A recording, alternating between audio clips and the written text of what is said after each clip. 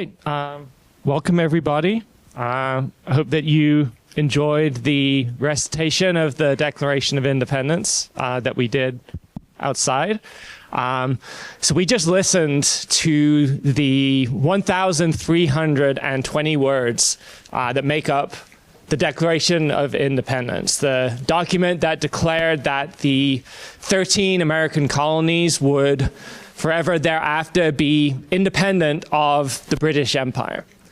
We also saw how the Declaration set out the values by which self-governance of the people, by the people, and for the people, to quote another famous expression of American political values, the Gettysburg Address, could be achieved in the absence of a hereditary monarchy.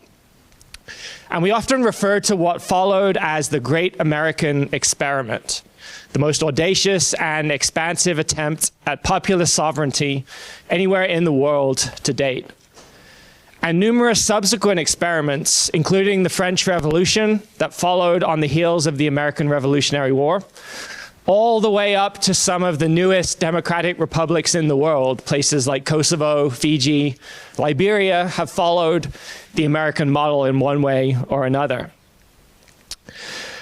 But the question, the framing that we've chosen to adopt this year here at UNF as we celebrate the 250th anniversary of that declaration on July 4th is to think about, what if we were to approach the Declaration as an actual scientific hypothesis and use the tools of the scientific method to evaluate how successful this great American experiment has been? How would we measure success? What data would we need to collect to reach an informed judgment?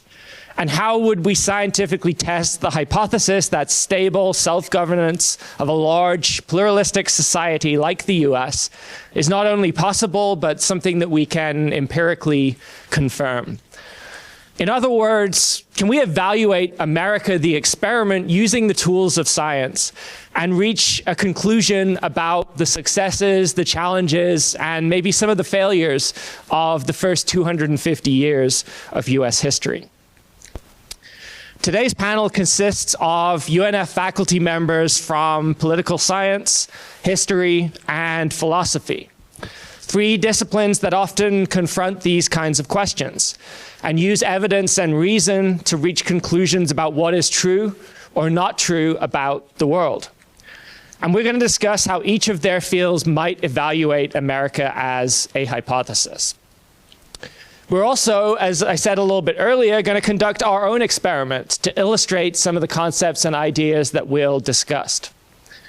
So if you have not done so already, please go ahead and scan the QR code that's on the screen. You'll be able to complete a short survey where you'll make testable predictions about 3 different indicators that measure the health of American democracy. And because nothing is more important to communicate in science than uncertainty, you'll also state how confident you are in the predictions that you've made. And a little bit later, we'll revisit those predictions and have a look at what the actual data tells us. We'll see how right you were in your predictions and whether your level of confidence or uncertainty was appropriate or not. So I want to give each of our panelists the opportunity to introduce themselves to you and to say a little bit about how their respective fields approach the kind of question that we're going to be discussing today. Our panelists are, from right to left, Shane George from the Department of Philosophy, Paige Peloton from the Department of Political Science and Public Administration, and Kyle Romero from the Department of History. And so I want to ask each of you, how do your disciplines approach the question of how to evaluate a hypothesis like the one that we've derived from the Declaration of Independence? So stable self-government of a large pluralistic society like the US is either possible or not possible? What tools and methods do you use, and what evidence do you look for to reach a conclusion on this kind of question? And why don't we go ahead and go from right to left and give each of our panelists the opportunity to introduce themselves to you and say a little bit about how their fields approach this kind of question. Shay. So I'm Shane George. I'm in the Department of Philosophy and Religious Studies. I primarily work on areas related to manipulation, authenticity, and autonomy. And democracy is kind of a natural outcropping of that as we look at something like political autonomy and the way that those things actually play out. As for my field, philosophy, for those who are not very familiar with it, is a very broad field. As my dissertation advisor told me when I first met him, philosophies are the ultimate generalist. We have to know a lot about a lot, and we're trying to pull together this very kind of broad collection of data and information and use certain reasoning processes to try to figure out what to make of that in interpretive sort of fashions, but also like how we do the justification and warrant we have for assertions we're making. I like to tell my students when I'm first introducing them to the subject that there's an important reason that your professors in college all have PhDs. That's a philosophical doctorate of chemistry or political science or history. In some important ways, we're all philosophers on the panel. They just have certain specializations, and I'm just the OG PhD with just, the original non-specialized version. When we're looking at this particular hypothesis, part of it is to think about like the nature of democracy somewhat in a historical context, like what have been there before. We can look back at issues specifically like what Plato and Aristotle were living through in the Athenian democracy, what they were striving for, what that was, as far as we can tell, a relatively new system of governance at that time. We don't really have examples prior to that. And we can look at ways in which it actually compelled structures that were more representative of the needs and interests of the citizenry. We also, especially in philosophy, are exceptionally critical of those sorts of things. The Athenian democracy was significantly problematic because the citizenry was very, very restricted. It did allow for all people, rich or poor, that were male and Athenian born, but it excluded a whole host of people that were slaves in that society. It excluded women outright. And so if we start to look at something like the essence of the idea to try to do a conceptual analysis of what that includes and to see how well the various bits of information we find from historical evidence, scientific evidence, et cetera, kind of fits into that model. And then, ideally, we start thinking like what could be done to change that, to make a system that actually appropriately addresses that. And I thought this project was particularly kind of fun and interesting because whether we realize it or not, importantly, the Founding Fathers were very well-educated men. That means they read the same sorts of philosophy text my cohort does when they were looking at sort of the traditional canon, as it were. They didn't have the tools we have for modern science, and they don't have the tools we have for contemporary philosophy, but they were trying to use the same sorts of methodology to try to address like what went wrong in Athens and how could a constitutional system, a social contract that's built, actually fix those. Is that enough, or should I keep going? I don't. I can talk forever, so I shouldn't do that. Thank you. Dr. Peloton, our political scientist, go ahead. Hi, everyone. My name is Paige Peloton. I teach American politics and specifically American institutions. So I'm really invested in how we design the government structure that we operate under today and what sorts of policy consequences come out of that governing structure. My focus as a researcher, though, is on state and local politics, but it still touches on to federal design that we're going to talk about throughout this talk. So in political science, we like to think of the Declaration of Independence as really a list of grievances. It's effectively a breakup letter or a breakup text to the UK. And this list of grievances, though, is a little thin on the actual structure of the resulting federal government. But as political scientists, our job is to sort of diagnose how we got to the current governing structure and what happens as a consequence. So we think of the grievances, we hypothesize about what made it into the actual Constitution in the end. So for example, the colonists were really worried about military might being subsumed under the crown. And so as a result, we wrote into the Constitution that we're actually going to install a civilian executive, the president, to serve over the military as commander-in-chief, to try and give it some independence and prevent future military incursion that way. Now, tools we use in political science when we're diagnosing stuff like the Declaration of Independence, first and foremost, is comparative analysis. You want to think we are not the only democracy in the world today, so we might compare ourselves in the health of our democracy to places like parliamentary systems, like what they have in Germany or in the UK, or we might consider other presidential systems like what they have in Brazil or Mexico, to see how we compare in terms of the health, the strength, and the stability of our democracy. We think about it in terms of electoral participation, respect for the rule of law, in terms of participation, who actually gets to participate in the rulemaking under this federal constitution.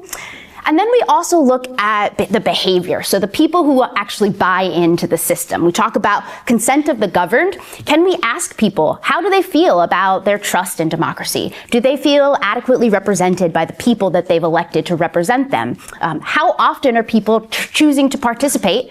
And why are people sometimes declining to participate in elections, for example?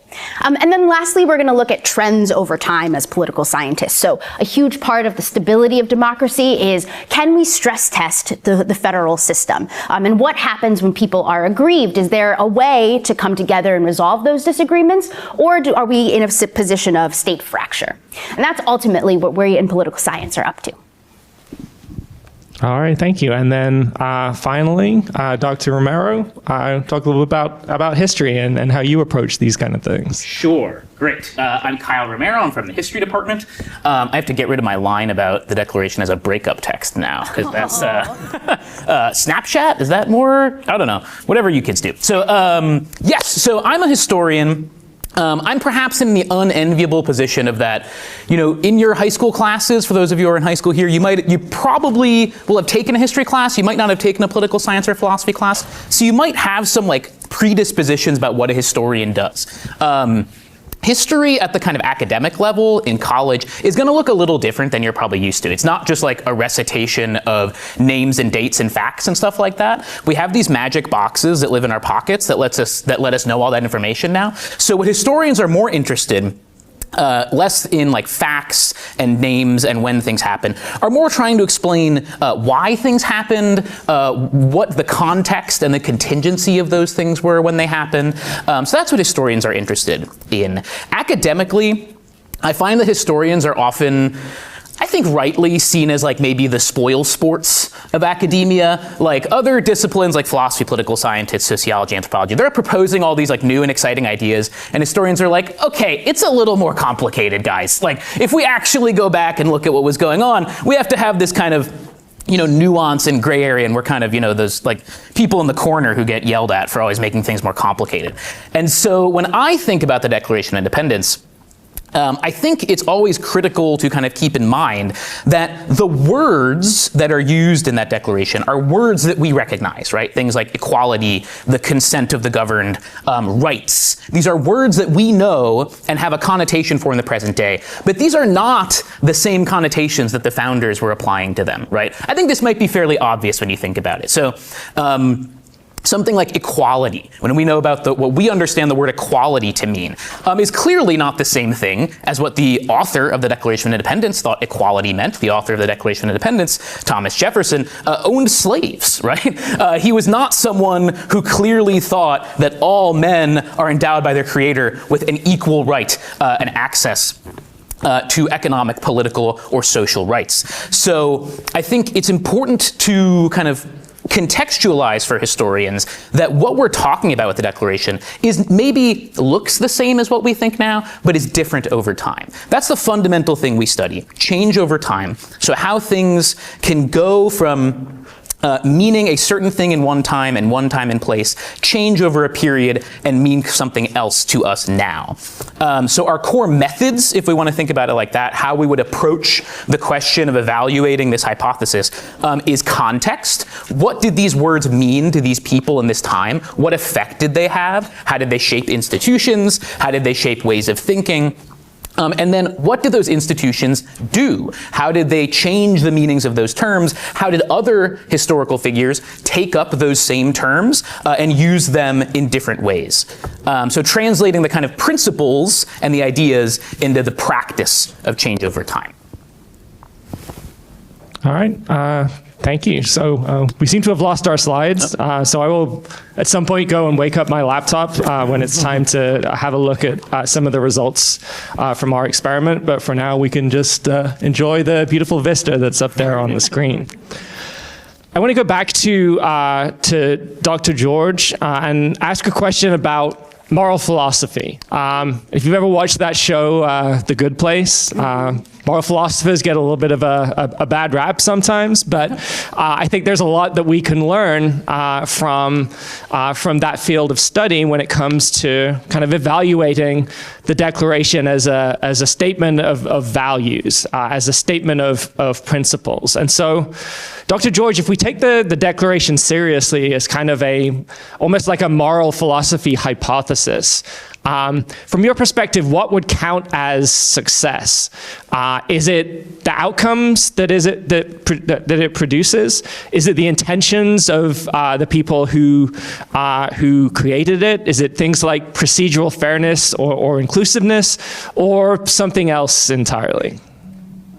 Okay, so that's a good question. I think when thinking about how we would measure success in terms of like a document that's expressing values, we have to first think about like what we should think about those values. Are these values something that's contingent on particular conditions, or are they something, and importantly, more objective?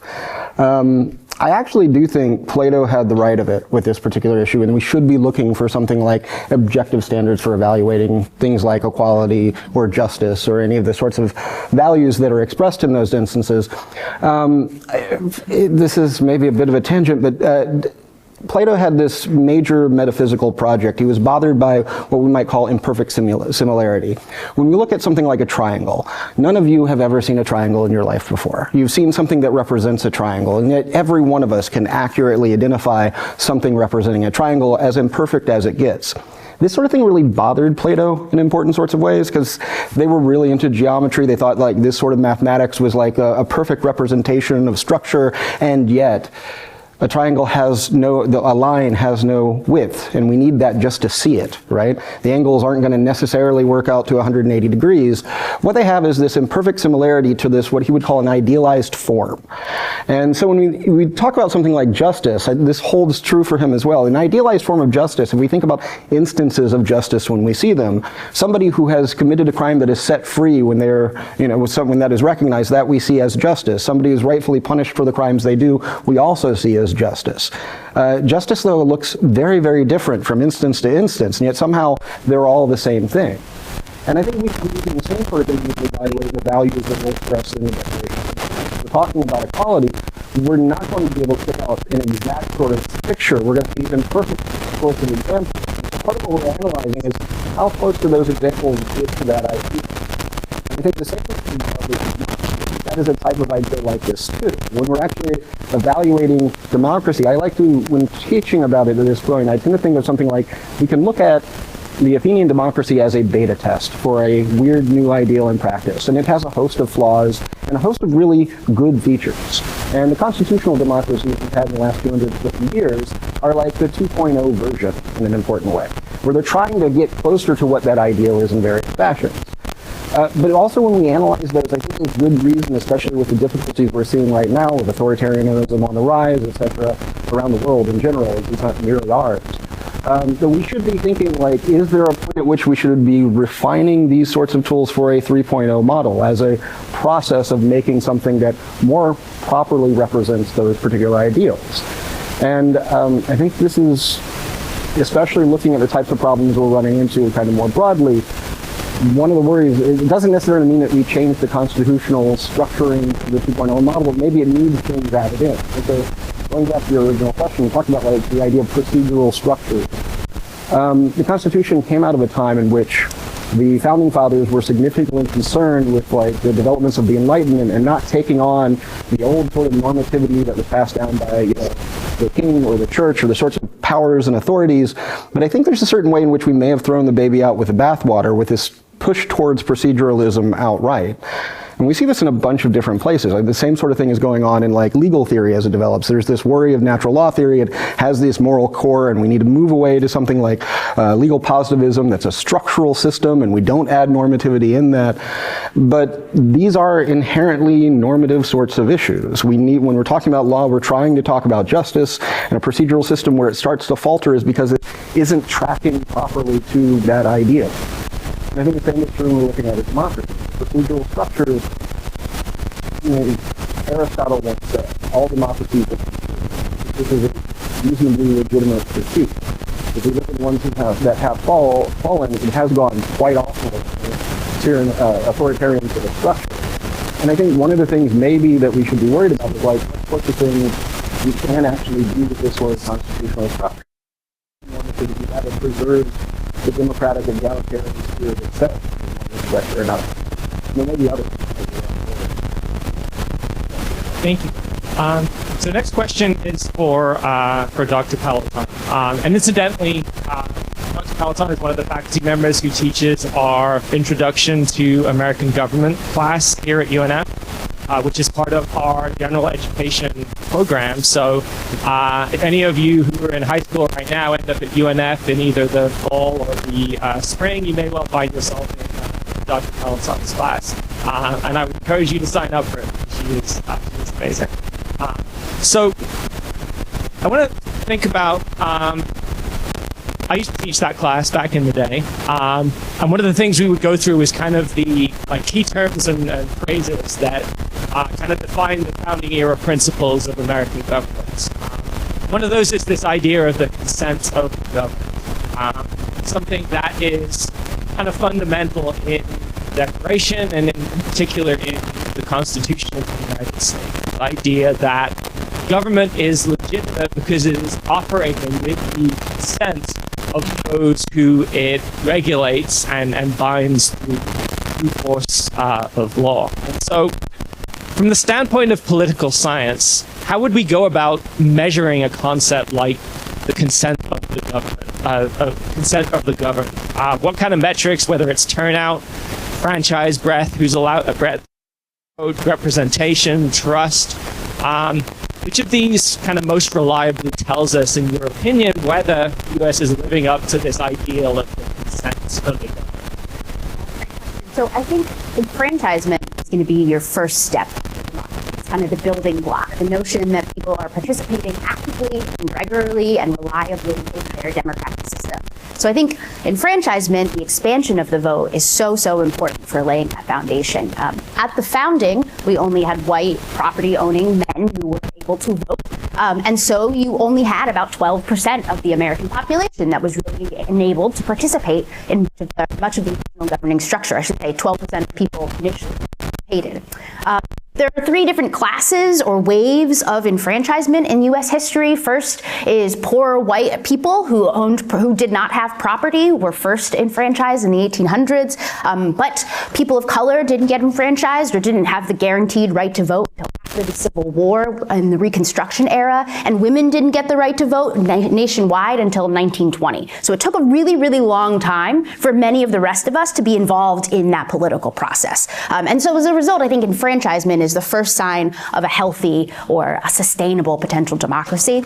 From there, though, once you get the right to vote, it actually matters whether or not you show up to vote. So, for example, in 2024, the presidential election between candidate Donald Trump and Democratic candidate Kamala Harris, only 64% of eligible voters actually turned out to vote in that election. So that's a lot of people that are staying home and choosing not to participate. Now, it's possible that those folks don't have the resources, the time, they don't have the information about how to vote. It's also possible, though, that that's a sign that people either feel that their vote doesn't matter, and so it's not worth them going out to vote, or they're unsatisfied with democracy and they don't feel like they can be politically efficacious, like they can affect change at either the state or their local level. So that might be a useful tool, but it is a little bit noisy in helping us get at how healthy democracy really is. But what I really like to study as well is the representation component of it. Do Americans feel like they're being adequately represented by the people they send to political office?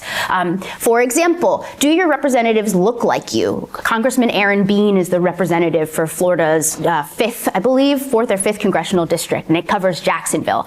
Does he look like the people that he represents in the city of Jacksonville? That's one way we can tell whether or not people are being adequately represented. But also, what kinds of projects are our representatives able to bring back to their districts? Are they able to bring back, for example, Rick Scott, Rick Scott of Florida, just won a huge contract, about $950 million to bring back to the state of Florida for different military construction projects around the state. We might feel like, well, we voted for Senator Rick Scott to keep him in office.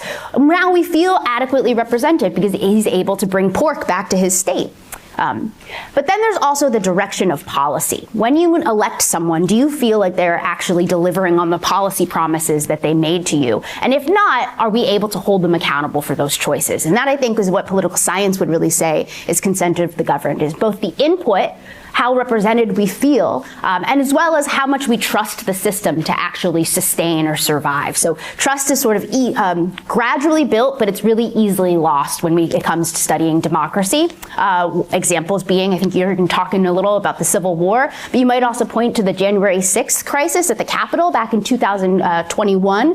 That sort of signaled to us that a swath of Americans felt really dissatisfied with their democracy or with their electoral system, meaning they're willing to sort of take back their consent, or the consent to be governed by this federal government. All right, thank you. So Dr. Pelton mentioned events like the Civil War as maybe being kind of key indicators or key events in U.S. history that can shed some light on the questions that we're addressing. And so I want to kind of continue that theme and ask Dr. Romero, from a historian's perspective, what are some of the indicators or episodes or events in U.S. history that kind of best reveal or shed light on whether this kind of founding era hypothesis embodied in the language of the Declaration, the idea of equality, of rights, of liberty, has been either supported or contradicted over time? Yeah, so, historians, everyone always just wants to talk about the Civil War, right? But I'll get there in a second. I want to talk about something else first, right? Which is maybe to push back a little bit against the question itself, which is another thing historians do all the time. Is kind of getting back to the original point, something that Dr. Pelton just brought up, in kind of trying to understand what these words, equality, rights, consent, meant at the time, right? As Dr. Pelton pointed out, right, at the time of the signing of the Declaration, or the making of the Constitution, only 12% of the people living in the United States could actually get involved in the kind of political project of the United States. So what did their vision of equality and rights mean?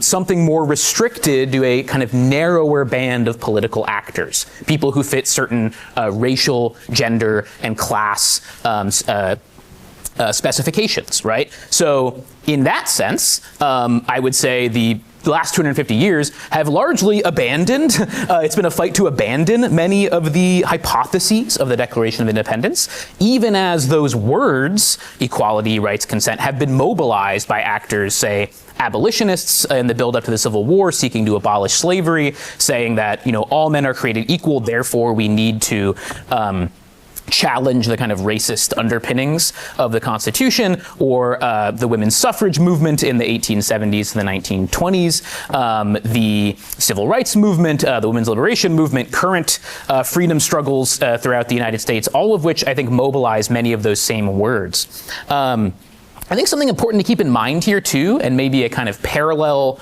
track to understand this question of, when has this thesis been contradicted or supported, is that the Declaration of Independence is a legally useless document.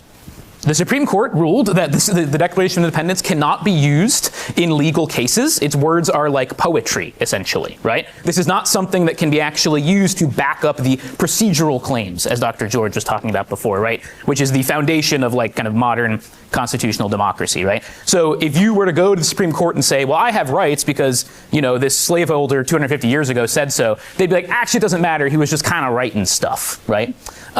So it's important to think about the Declaration of Independence, how its language can be mobilized, but what's also important to know is that what really matters is what got put down in the Constitution and what got put down in the laws, right? This is 13 years later, after the signing of the Declaration of Independence. The United States creates this thing called the Constitution, which is still kicking around somehow, and that is where these hypotheses, these claims towards rights get kind of put into structure and procedural law.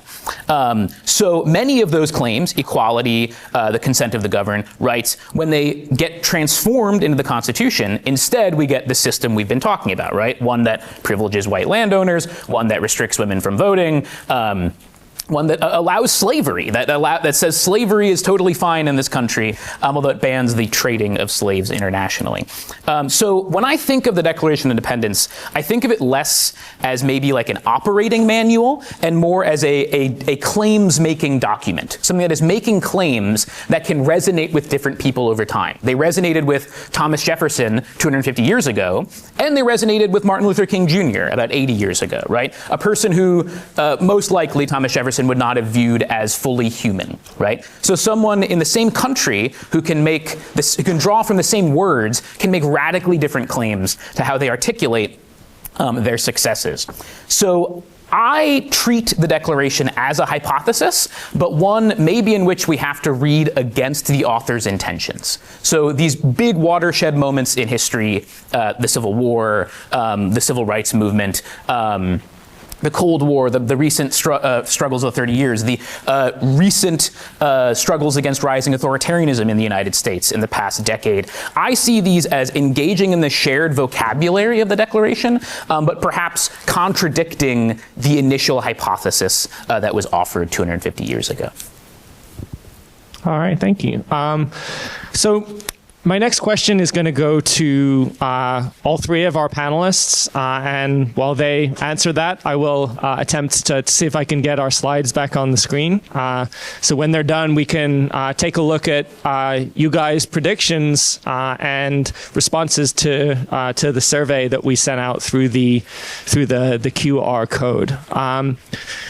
So the preamble to the U.S. Constitution begins with the words, "We the people, in order to form a more perfect union." And I want to focus in for a second on those words, more perfect. It kind of suggests that the founding fathers, the people responsible for building the foundation on which American government and America as a nation has now rested for 250 years, recognize that they didn't have the answers to all of the questions, that they didn't know everything. And so they were not purporting to create a system of government that was perfect, just one that was more perfect than the system that it replaced. And so I want to think then about the idea of replication. So replication is a really important thing in science, because when you run an experiment and you get a particular result, you want to know if that result is actually a true reflection of the state of the world, or perhaps it was just some fluke that happened to come up. But if you can replicate your finding in experiment after experiment after experiment, you can eventually significantly increase your confidence that whatever it is that you're finding is in fact a true and correct statement about the world. And so I want our panelists to kind of put themselves in the shoes of the founding fathers, as if we were going to replicate the American experiment that we have been discussing, given all of the successes, all of the challenges that we've kind of discussed in our conversation today. And if you put yourselves in their shoes, what changes, if any, would you make to the parameters of this experiment? How could we make the American Union more perfect than it is right now, and what would that look like in your opinion? And we can kind of go from right to left again, beginning with Dr. George. So if I'm to understand your question, what I would think is, like, what sorts of things are not built into the Constitution that might take us away from the kind of spirit or ideals that we see in the Declaration of Independence?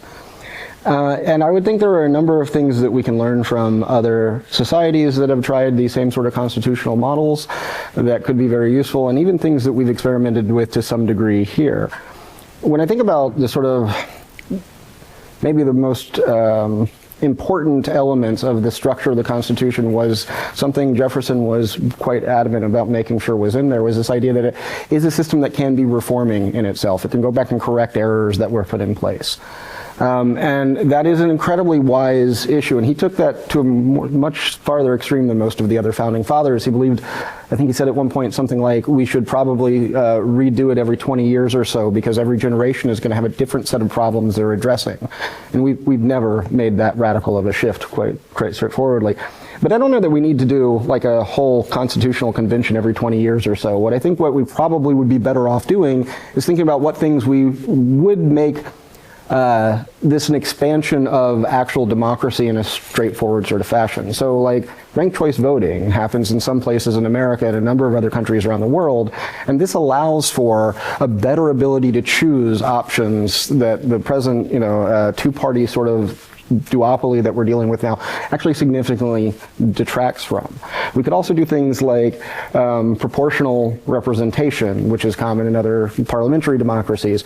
I'm sorry if I'm stepping on your toes a lot as a political science thing, but the idea being that like a set of representatives that come from a given state could be proportionally distributed, and not just like whoever gets first past the post, they win the whole lot of them. That's distributed amongst the population. So if, let's say, the Libertarians or the Green Party get a small enough amount to get at least one or two people, and they have representation in that Congress, they have political power, and more ideas are put forward in that sort of structure.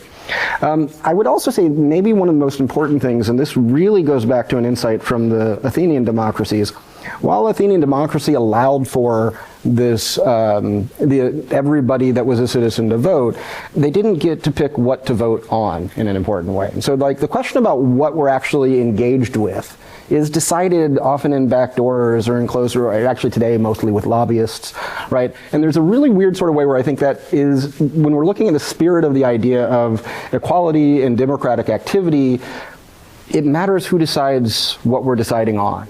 And we don't get very much of that in these present representational democracies. So it's not just about who we have going to do that. If they're going and they're representing our interests, but we're told, as a base issue of choice, here's the stuff you get to choose from. Well, you can totally undercut choice that way. My sister, when my nieces were young, would regularly come out to them when they were like 6 or 8 years old and say, would you like to go to bed now or at 8 o'clock when the movie's over? And they would always say 8 o'clock when the movie's over, but they had no choice. They were going to bed by that time. That was their bedtime. And in a weird sort of way, I think that our democracies still have a lot of this sort of framing of choice in them without actual choice. And so if we're really looking for political egalitarianism, or we're looking for an idea of real liberty, it seems like we should be able to decide what we're deciding on more than we do. And we actually have methods like this already, like ballot initiatives and referendums are things that many states, I think like 26 of the states have, something like that, Florida being one of them, and these allow us to implement. These are things that people want to have as laws in their state. We don't have them at a national level, and it's wildly difficult to put them in place, but expanding tools like that could give us something that more matches the spirit of equality and liberty and political power that should be existing in a democracy, which is effectively a horizontal distribution of power rather than a hierarchical one. So that would be my answers. Yeah, you checked them off, I think. A parliamentary system or ranked choice voting and multi-member districts, certainly, making it easier to amend the Constitution. I would be super down for a constitutional bonanza, like what we have the sort of ability to potentially have the states, 2/3 of the states, call for a sort of constitutional convention where we throw out all of the potential amendments on the table and we vote for them at the ratification convention.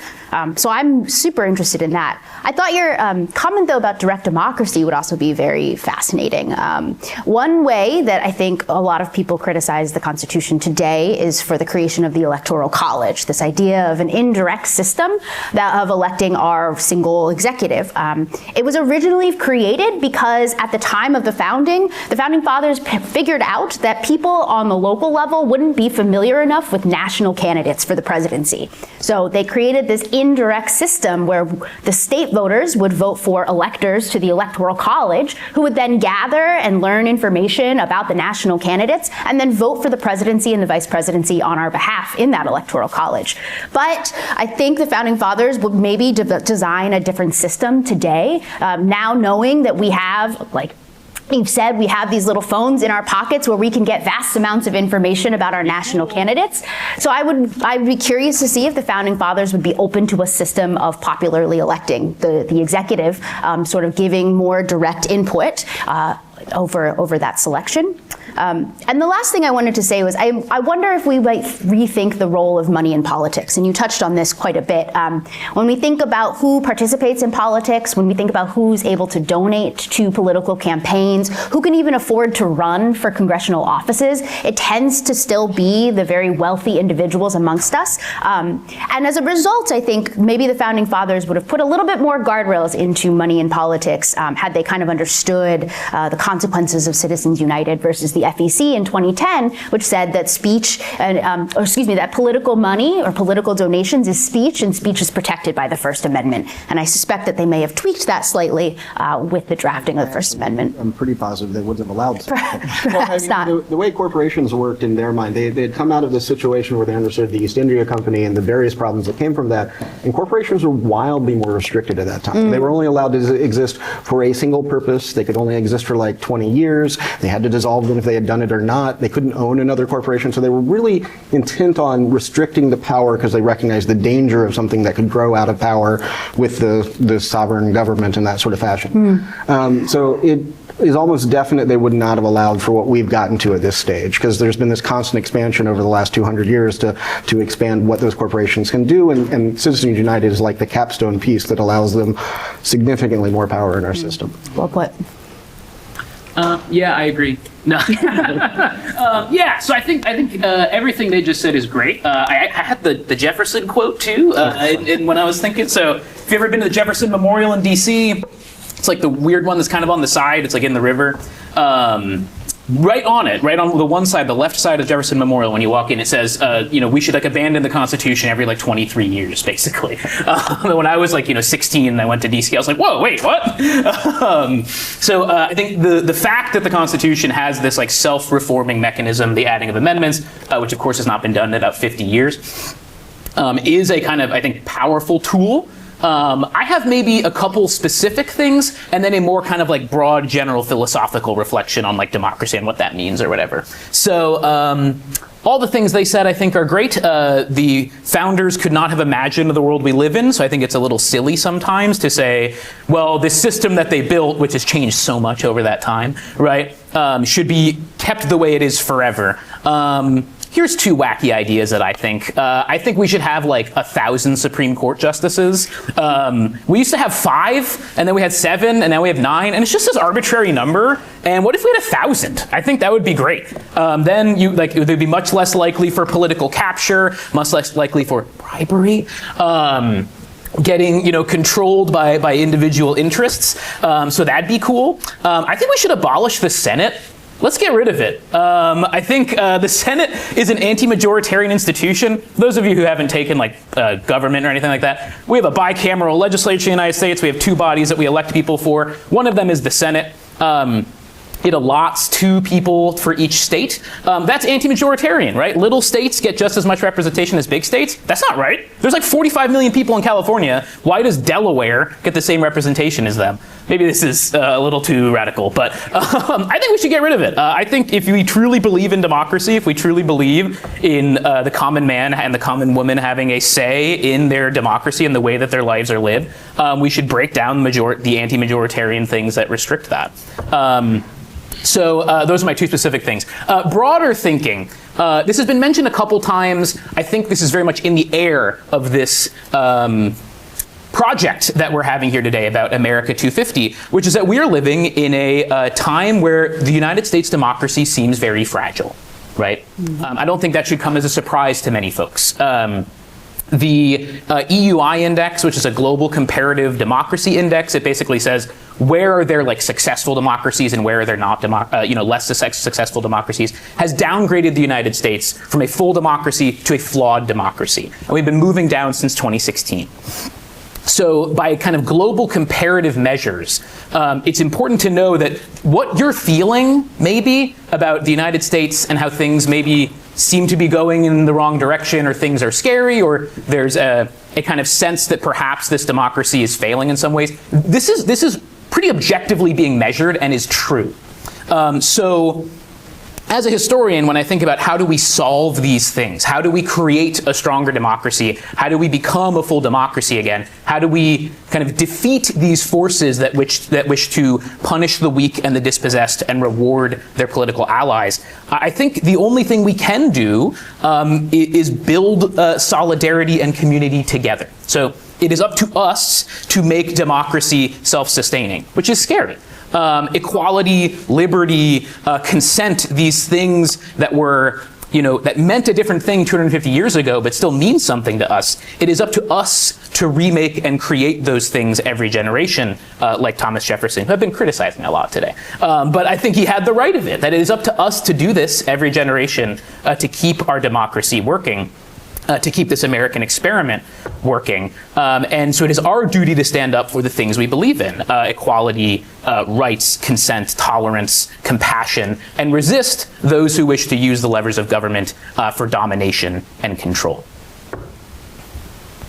All right. Well, thank you to all of our panelists for their responses there.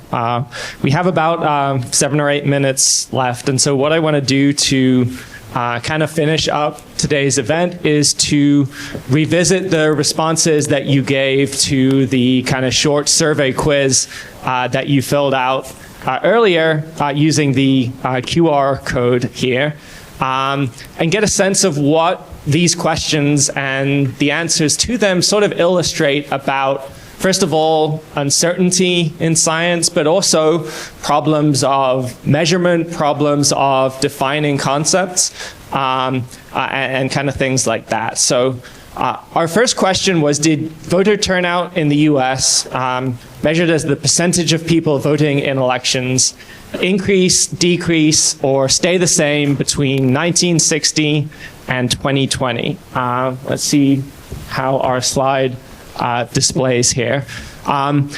What you can see is that turnout kind of jumps around a lot when you compare one election to another.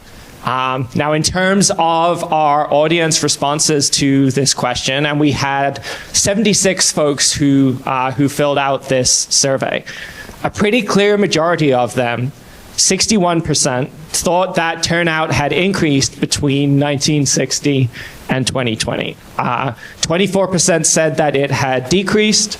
32% said that it had decreased, and only 8% said that it had stayed the same. Now, this was actually a little bit of a trick question. I picked those 2 elections, not just because they were 2 elections with relatively high turnout comparatively, but they also happened to be 2 elections where overall turnout of the voting eligible population was pretty much identical. So the correct answer to the question was actually stayed the same. So congratulations to the 8% of you who got that right.